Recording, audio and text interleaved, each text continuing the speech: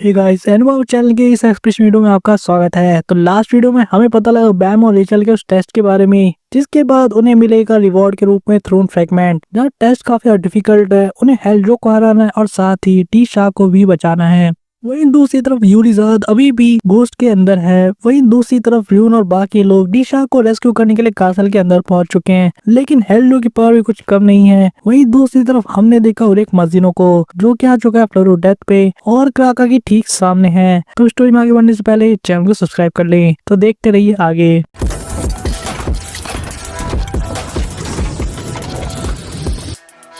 काफी लंबे समय के बाद हम देखने वाले और एक मजीनो को एक्शन में, जहाँ पे क्राका उसको जब पहली बार देखता है तो कंफ्यूज जाता है और उससे सीधे पूछता है कि तुम कौन हो। लेकिन वैंगनान और एक महीने से पहले मिल चुका था, जब बैम भी उसके साथ मिला था, यानी कि सीजन 2 के अंदर। और वो पहचान जाता है कि ये बंदा और कोई नहीं बल्कि द ग्रेट और एक मजीनो है। देखते वैंगनान को, जो कि सोच में पड़ जाता कि आके इसके जैसा बीस्ट यहाँ पर क्या कर रहा है। वहीं पे वैंगनान को नोटिस कर लेता और एक मजीनो, जो कहता है कि तुम तो वियोल के दोस्त थे ना, तुम यहाँ पर क्या कर रहे हो, नाइस टू सी यू। वैंगनान मजीनो का ऐसा एक्सप्रेशन देखकर तो और भी ज्यादा सरप्राइज होता है, जहाँ सोचता है तुम्हें ऐसे एक्ट नहीं करना चाहिए कि तुम मुझे बहुत लंबे समय से जानते हो, मुझे ये चीज सही में डरा रही है। लेकिन क्राका जब इस चीज को सुनता है तो समझ जाता है कि शायद ये बंदा वियोल को जानता है, लेकिन वो अभी सोच रहा था कि ये है कौन। वहीं दूसरी तरफ वाइट, उसके अंदर की फीलिंग कह रही थी कि ये बंदा कोई खतरनाक बंदा है। और सिर्फ इतना ही नहीं, इसने पहले भी इसे कहीं देखा है, लेकिन उसे याद नहीं आ रहा था। और वाइट एक चीज भी और अच्छे से जानता था कि अगर ये बंदा यहाँ पे अकेले आया है तो ये पक्का किसी रैंकर से भी ज्यादा पावरफुल है। लेकिन फिर भी सबसे स्ट्रेंज चीज ये थी कि उसके अंदर की कोई भी पावर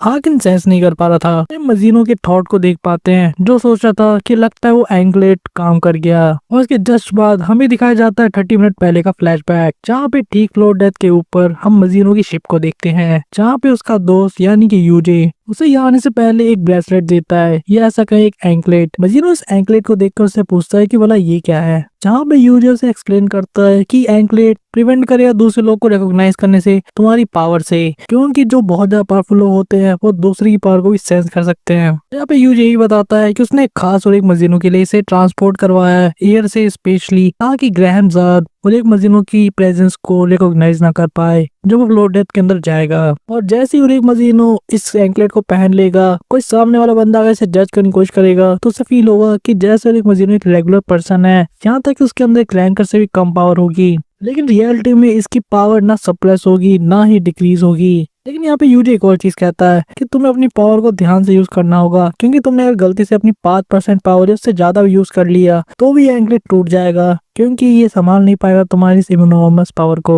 और एक मजीनो के लिए सारी चीज तो ठीक थी, लेकिन उसे एक कलर पसंद नहीं आया। वो कहता है कि सिल्वर में ही था, ये कलर मेरे डिजाइन के साथ भी फैशन के साथ सूट नहीं करता और ये मुझे ऐसे लगाएगा जैसे कि मैं कोई स्टॉकर हूँ। यूजे हंसते हुए कहता है कि जो इसका एसोसिएट लीडर था उसने कहा कि यही पर्टिकुलर डिजाइन रहना चाहिए और वैसे भी तुम्हें सूट करना चाहिए परफेक्टली।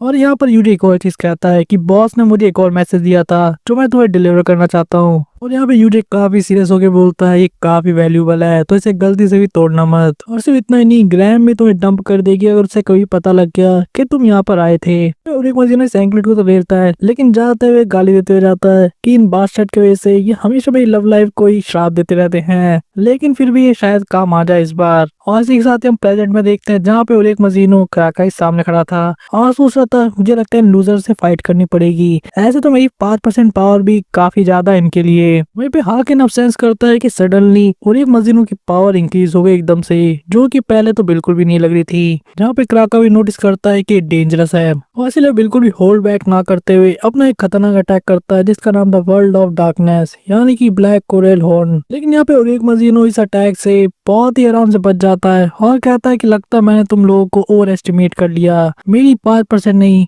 बल्कि 1% पावर ही काफी है। जो सुन के तो क्राका के हवा उड़ गए थे, सुन के क्राका की हार्ट टाइट हो गई थी। और एक मजीनो अपनी एक उंगली को आय कर देता है, ये कहते हुए कि कैसा होगा तुम इससे फाइट करो। जहाँ वो अपनी फिंगर के बारे में बात कर रहा था, यानी कि अपनी एक उंगली से क्राका के साथ फाइट करना चाहता है। जो सुनकर अब क्राक काफी ज्यादा गुस्सा भी आ गया था कि इसकी हिम्मत कैसे हुई, क्यों इतना ज्यादा एरोगेंट है। तभी क्राका पूरे पावर के साथ और एक मजीनो की तरफ बढ़ जाता है, लेकिन और एक मजीनो हंसते हुए कहता है कि इतना भी इजी टारगेट नहीं है बेबी। वैसे पॉइंट पर हम देखते हैं वैंगनान को, प्रिंस को, जो कि वहां से निकलने की तैयारी में थे। और एक शील्ड के अंदर कवर हो गए थे, जो चीज हाकिन नोटिस कर लेता है। वहीं पे मजीनो कहता है अगर तुम इस एक उंगली को संभाल लो तो मैं तुम्हें दूंगा 6 विंग्स। लेकिन जो प्रेशर क्रिएट हुआ था और एक मजीनो के एक फिंगर के यूज करने की वजह से, यानी कि उसका 1 फिंगर अटैक था वो इतना खतरनाक था कि का काफी दूर जाके गिरता है। वैसे वापस शिफ्ट होकर फोकस करता है बैम और रेचल पे, जहाँ पे डीली उन्हें कहता है कि अगर तुम हेलजो के कैसल में जाना चाहते हो तो मैं तुम्हें रास्ता दिखा सकता हूँ, जहाँ पे वो एक सीक्रेट एंट्रेंस का यूज करते हैं। जहाँ पे ली ये भी बताता है कि यहाँ तक कि हेलजो को भी नहीं पता कि ये दोनों कैसल एक शिनशु पाथ के थ्रू कनेक्टेड हैं, जिसे एंट्रेंस कहा जाता है। हमें एक्सप्लेन किया जाता है कि ये पूरा रास्ता डी शाह और डी जा ने बनाया था अपने दोनों कैसल के बीच में, जो कि काफी ज्यादा सीक्रेट रखा गया बहुत लंबे समय तक। और इस सीक्रेट पाथ का यूज करके साउथ सिटी और नॉर्थ सिटी में बहुत सारी जगह पे जाया जा सकता है। तो सुनकर बैम कहता है तो फिर हमें अभी तुरंत चलना चाहिए, लेकिन रेचल समझाने की कोशिश करती है तुम क्या कह रहे हो, अभी तो हमारे पास कोई बैकअप प्लान भी नहीं है।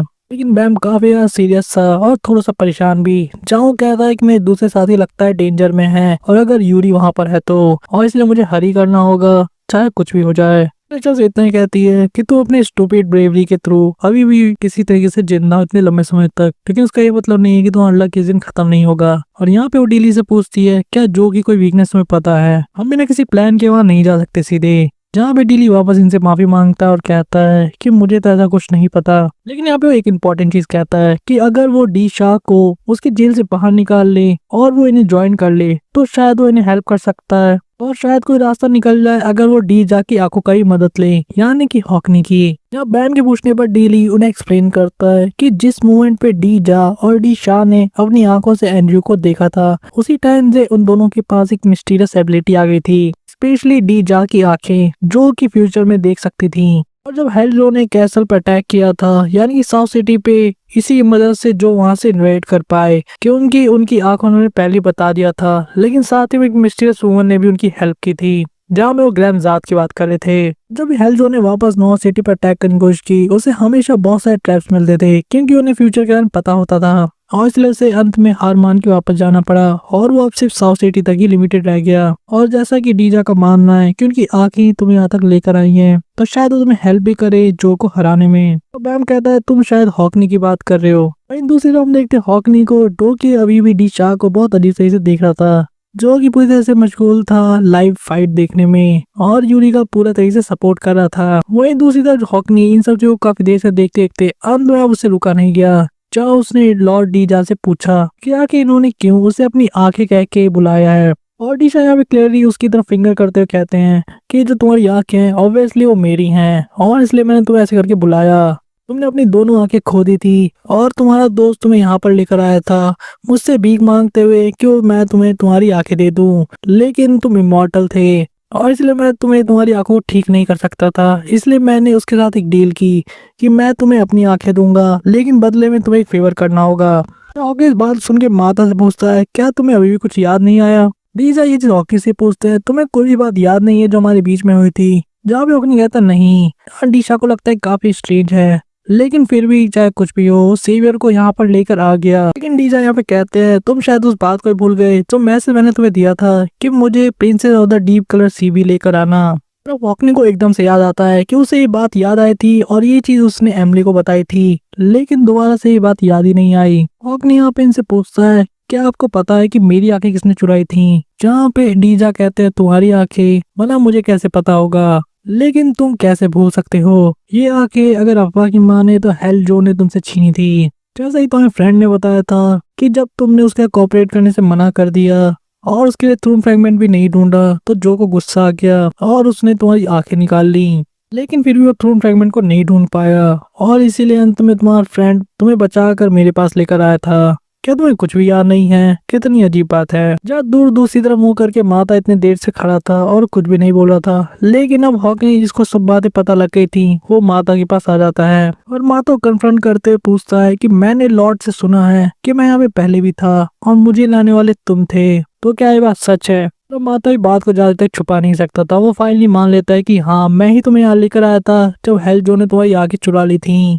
क्योंकि मुझे लगा था कि शायद स्पिरिट रूम में तो अपनी आंखों को ठीक कर सको, लेकिन वैसा हुआ नहीं। जब बहुत समय पहले हम दोनों मिले थे तो हम दोनों ही जो के लिए काम करते थे, और जब उसने साउथ सिटी को कॉन्कर कर लिया था उसके कुछ समय बाद वो किसी थ्रोन फ्रैगमेंट नाम की चीज को ढूंढने लगा। और बिल्कुल अभी की तरह ही मैं पहले भी एक पैरासाइट था जिसका काम था सिर्फ गार्ड करना आउटसाइड एंट्रेंस को।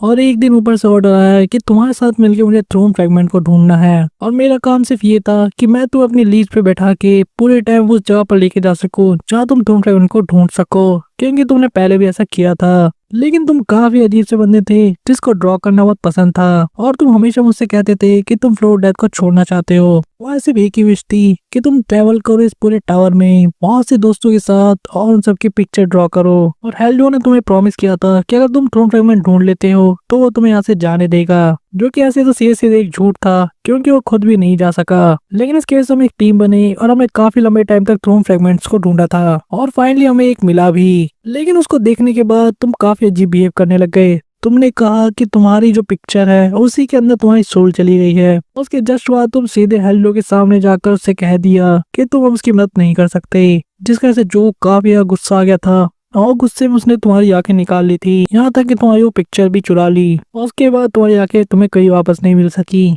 और इसलिए कुछ टाइम के बाद मैं तुम्हें बचा कर लेकर आया लॉर्ड के सामने। दीजा काफी ज्यादा शॉक थे जब उन्होंने तुम्हारी हालत को देखा था, और उन्होंने कहा था कि वो इस सिचुएशन में जो कर सकते हो करेंगे, लेकिन अब हॉकनी फ्लोर डेथ को यहाँ से छोड़कर जा सकता है, लेकिन उसके लिए उन्हें उसकी आंखों को लेना होगा, और इसके बदले में उन्हें एक फेवर भी करना होगा। और उन्होंने मुझसे कहा था कि एक बहुत बड़ा सीक्रेट है, इसीलिए मुझे वो चीज सुनने से मना कर दिया गया कि आखिर वो फेवर क्या था, और वो फेवर सिर्फ तुम्हारे लिए बताया गया था। लेकिन मुझे इतना पता है कि तुमने उस प्रपोजल को एक्सेप्ट कर लिया। लेकिन जैसे तुमने वो कासल छोड़ा उसके अगले दिन कुछ अजीब सी चीज हुई। तुम्हें जैसी डीजा की आंखें मिली थी तुम कोलैप्स कर गए थे और बेहोश थे बहुत लंबे टाइम तक, और काफी दिन बाद जब तुम उठे तो तुम्हें कुछ भी याद नहीं था अपने पास्ट के बारे में, यहाँ तक कि वो प्रॉमिस भी नहीं जो कि तुमने डीजा से किया था। और उसमें मुझे लगा कि शायद यही अच्छा है, और इसलिए वापस लौट के कभी नहीं गया डीजा के सामने। मैंने तुम्हारी हेल्प भी की फ्लोर डेथ से निकलने में, और मुझे लगा था कि तुम्हारे सारी प्रॉब्लम सॉल्व हो जाएगी। ऐसा करते हुए मैं पकड़ा भी गया और हेल्डो के द्वारा मारा भी गया बहुत बार।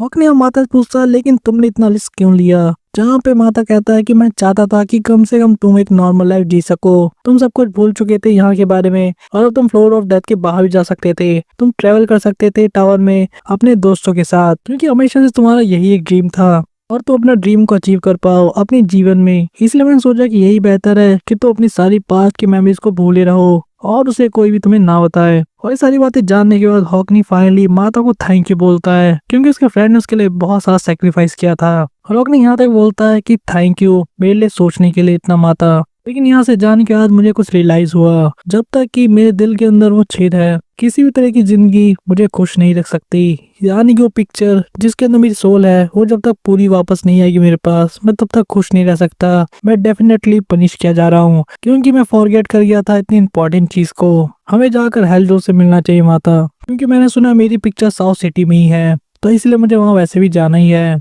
और शायद इस सब के बाद मैं सब चीजों को खत्म कर सकूं और मैं अपनी आंखें वापस कर दूंगा जब मुझे हेल्डो से अपनी ओरिजिनल आंखें मिल जाएंगी, और साथ ही वो फाइनल पीस भी मेरे पिक्चर का, क्योंकि यही वो सोल रीजन था जिसकी वजह से मैं इस जगह पर वापस आया। तो फिर हम देखते ली को, जिसने की सारी चीजें बता दी थी सेम टाइम पे बैम और रैचल को भी, यानी कि हॉकनी की आंखों के बारे में और उसके उस दर्दनाक पास्ट के बारे में। बैम को जब ये सारी बातें हॉकनी में पता लगी तो उसने फाइनली ये डिसाइड किया कि उसे हॉकनी को किसी डेंजर चीज में इन्वॉल्व नहीं करना चाहिए वापस। जहाँ पे रेचल इस चीज को सुन के काफी शौक थी, क्योंकि उसका मानना था कि डीजा की आंखें उसके पास है, और इसीलिए जितना भी लक उन्हें मिल सकता है यानी कि सपोर्ट भी उन्हें ले लेना चाहिए इस काम को करने में।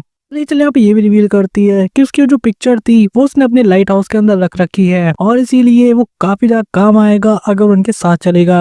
और इसी सेम मोमेंट में हॉकनी भी इनके पास आ जाता है और उनसे पूछता है तुम लोग हेल्डो के पास जा रहे हो ना, मैं भी तुम्हारे साथ चलूंगा। इससे पहले कुछ कह पाता हॉकनी कहता है मुझे पता है और मैं तुम लोग के हेल्प भी कर सकता हूँ अगर मैं तुम्हारे साथ जाता हूँ, मुझे ये चीज पता है। हॉकनी कैसे डिसीजन को देख के माता कहता है तो फिर मैं भी तुम्हारे साथ चलूंगा, और अगर कोई भी डेंजर चीज आई तो तुम मेरे ऊपर छोड़ देना, आखिर मैं इमॉर्टल भी तो हूँ। जब कुछ डिस्कशन के बाद इन्हें यही पता लग जाता है कि हॉकनी को भी अपने पास्ट का पता है और वो भी अपनी आंखें लेने वापस जा रहा है, और वो ये भी बताता है कि उसे अपनी पिक्चर भी चाहिए जिसके अंदर उसकी सोल है, और यही वो रीजन है जिसके लिए उसने अपनी जिंदगी को दांव पे लगाया था। और यहाँ पे ग्रैंडली कहते हैं तो ठीक है मैं तुम सभी को रास्ता दिखाऊंगा, लेकिन मेरा भी एक फेवर है, और यहाँ पे वो रेचल और बैम से बात कर रहा था। वो कहता है मुझे पता है तुम दोनों कम्पिटिटर हो, लेकिन हेल्डो कोई ऐसा बंदा नहीं है जिसको तुम अकेले हरा सको। तो मैं चाहता हूँ कुछ समय के लिए तुम लोग आपस में कोऑपरेट करो जब तुम उनसे लड़ रहे हो। और यहाँ पे ली भी कहता है कि जो लेडी सामने आई कासल के यानी कि यूरी, वो शायद तुम्हारी टीम मेंबर है, तो तुम्हें उसे ज्वाइन करना चाहिए और जो का ध्यान अपनी तरफ भटका लेना चाहिए। वहीं पे रेचल जो है वो मेरे साथ कैसल के अंदर जा सकती है और रेस्क्यू कर सकती है डी शाह को। और जैसे ही हम उसे रेस्क्यू कर लेंगे हम तुम्हें ज्वाइन करेंगे और मिल के हेल्प करेंगे जो को हराने में।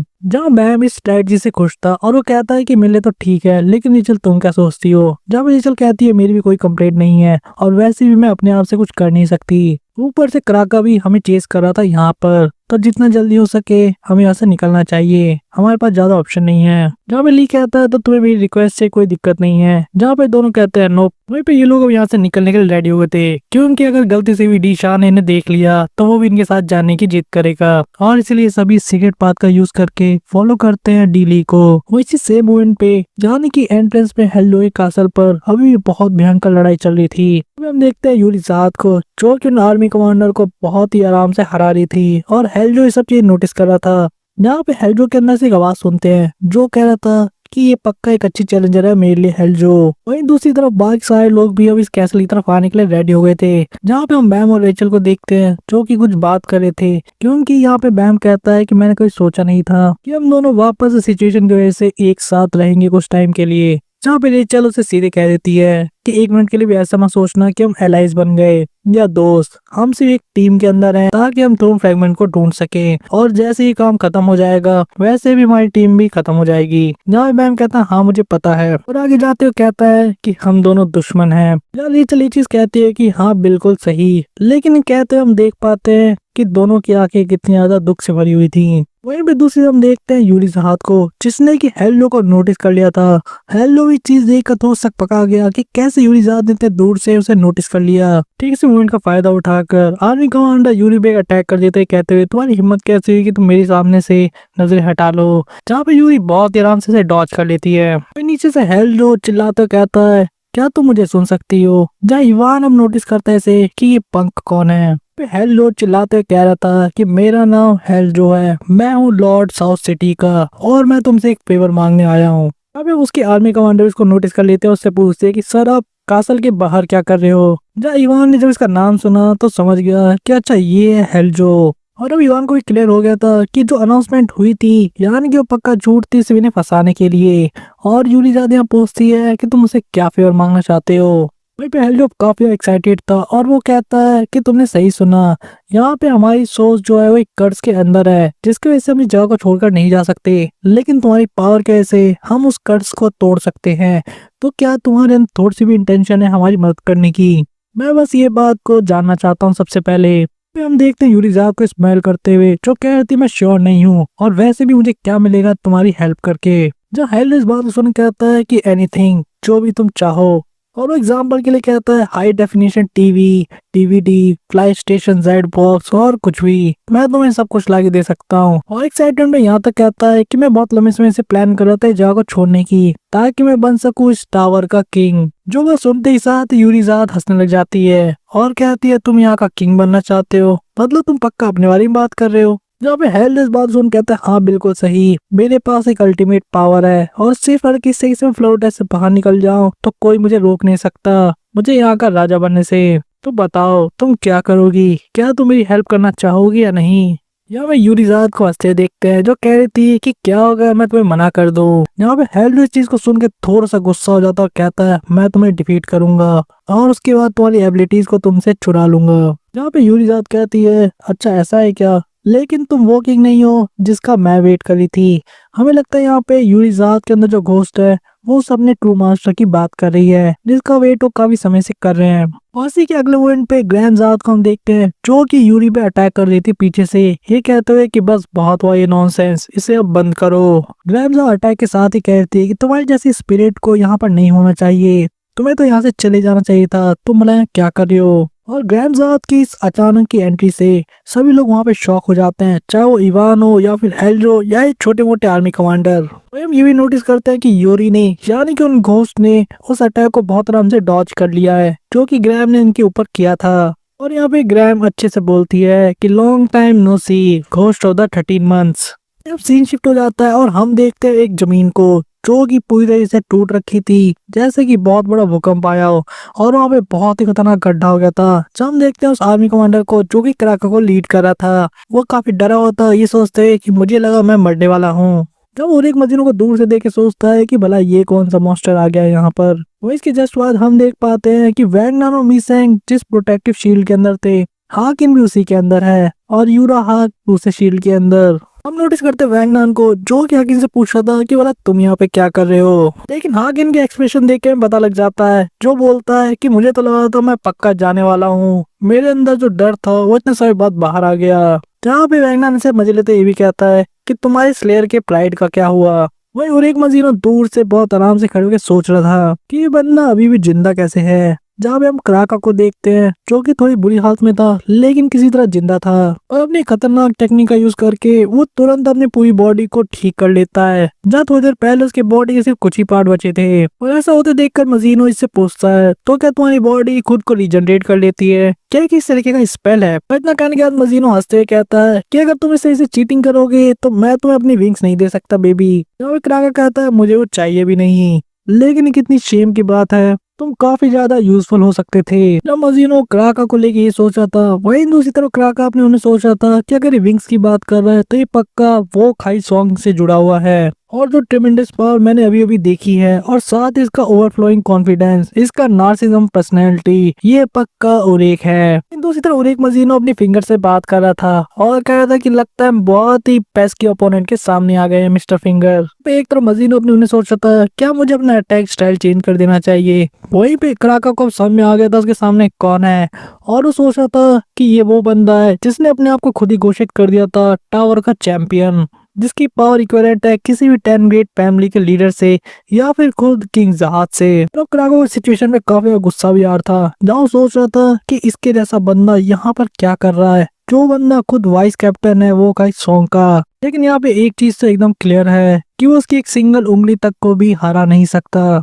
क्राका अपने मन में सारे तरीके की चीजें जो भी पॉसिबल हो सकती सिचुएशन में से सोचने लगा था। वो अपने को काफी केयरफुल होकर कुछ भी करने के लिए कह रहा था, जहाँ पे वो सोचता है कि सिचुएशन में मुझे क्या करना चाहिए। ये बंदा इस लड़की को प्रोटेक्ट करने आया है, और इसीलिए मेरा अच्छा यही होगा कि इस समय व्योर को ढूंढना छोड़ दूं और जस्ट गिव अप करके यहाँ से निकल लो। और यहाँ पे फाइनली वो डिसाइड करता है कि उसके पास सिर्फ एक ही कार्ड है जिसका वो यूज कर सकता है, यानी कि हाकिन। हाकिन में क्राका को अपनी तरफ देखकर सोचने पड़ जाता है कि भला ये क्या सोच रहा है। जहाँ हम देखते हैं क्राका को जो कि अपनी टेक्निक का वापस स्टार्ट करता है। मजीनो भी इसे फील करने लगता है कि आखिर ये करना क्या चाह रहा है, लेकिन अगली साइड मजीनो समझ चुका था कि क्राका क्या करने वाला है। जहाँ पे हम क्राका को देखते हैं जो चाह रहा था कि अपने ओरिजिनल बॉडी में रिटर्न कर इतना पावर छोड़कर अपने इस सारी पावर को डेटोनेट कर देगा इस बॉडी के अंदर, यानी कि एक तरीके से ब्लास्ट कर देगा, और वह यहाँ से एस्केप भी कर जाएगा बहुत आराम से। इस मोड में हम देखते हैं काफी छोटे शेप के एक बॉल को, जिसके अंदर वो रिंग लगी हुई थी जो कि क्राका पहनता है। जो सोचा था कि मुझे अब सिर्फ व्हाइट को यहाँ से लेना है, लेकिन ये चीज कुछ स्प्लिट सेकंड के लिए वैगनार नोटिस कर लेता है, यानी कि वही रिंग जो उसके पास थी। और वैगनार सोशल नोटिस करता है कि कैसे वैगनार यहाँ से निकल गया, और यहाँ तक कि हाकिन और बाकी लोग भी। कि मजीनो भी एक्शन में आ चुका था क्योंकि उसे पता था कि बंदा एक्सप्लोड करने वाला है। तो उसे विश्वास नहीं होता कोई बंदा कैसे ऐसा हो सकता है। जहाँ पे भी बहुत ही तरीके का बड़ा खतरनाक ब्लैक स्पेयर देख रहे थे,